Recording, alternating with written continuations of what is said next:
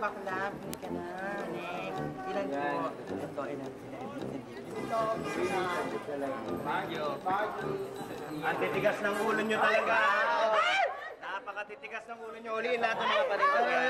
Maawa na po kayo sa amin. Anong maawa? Ilang ulit ko na kayong sinasabihan. Lagi ko sinasabing huwag na magtinda dito. Wala pa rin kayong katigil-tigil. Nandito pa rin kayo. Chairman, paano naman yung trabaho namin? Pag nawala na kami ng trabaho, wala kaming mga pera. Abay, wala akong magagawa. Wala akong magagawa. Basta pag sinabi ko di kayo sumunod, kailangang ipatupad namin ang batas. Hala, sige, akin na yung gas. Buhusan ng gas itong mga to, ha? Buhusan nyo na, sige. Buhusan mo na gamit ng mga yan. Ha? Lahat dyan. Sige, buhusan mo na yan. Ito, Chairman. Yan. Buhusan mo dyan. Yan, tubigin dyan. Aba! Mga vendors din ba kayo? Oo, mga tindera kami. Anong tinitinda nyo? Nagtitinda ko kami ng aliw. Bakit bibili kayo? Pwede nyo kami pisil-pisilin. Amoy-amoyin, saka lapirit-lapirutin.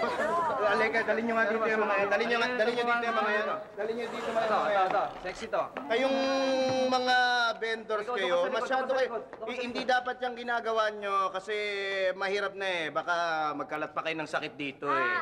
Maghupo kayong mag-alala. May nagtitinda naman ng sopo dyan, kaya ready naman. Supot kayo, supot! Supot kayo dyan, supot kayo, supot! Chairman, supot kayo! Ano? Supot po. Huliin nyo rin to, huliin nyo rin. Teka, sandali, bakit ito napaka-itim nito, ha? Huwag naman po, maawa naman po kayo sa amin. Bakit nga? Ba't ang itim nito? Paano kasi lagi ho siyang nahuhuli, kaya yan, lagi ho siyang nabubusan ng gaas. Gano'n, bubuhusan. Hulihin. Sandali. Ano? Bakit niyo po ako hulihin? Kailangan hulihin kayo eh. Nagbebenta kayo. Illegal yan dito eh. Sandali po, Chairman. Maawa po kayo. Marami po akong anak, Chairman. Maraming anak. Ito mo binibenta mo tapos ang dami mong anak. Supot. Hindi ako gumagamit ko yung sira kapital ko eh. Sandali.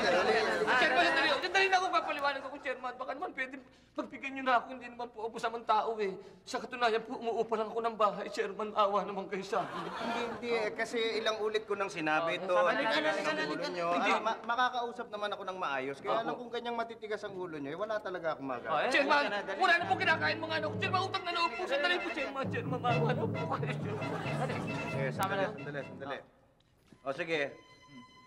May puso rin naman ako eh. Baka isipin nyo, isa akong makina o ano. Basta, ganito na lang ha. Bukas na bukas, kailangan wala na lahat ng mga paninda nyo dito, ha? Naintindihan nyo? Opo, naintindihan po. Ha? Paano to? Pwede nyo pakawalan yan. At basta bukas, wala nang nagtitinda dito. Maliwanag ba? Hindi ko muna kayo uhulihin ngayon. Okay? Maraming salamat po, Chairman. Chairman, Ngayon lang yan, ha? Pampakalma po. Ay, salamat. Kakawang dyan. Ito po.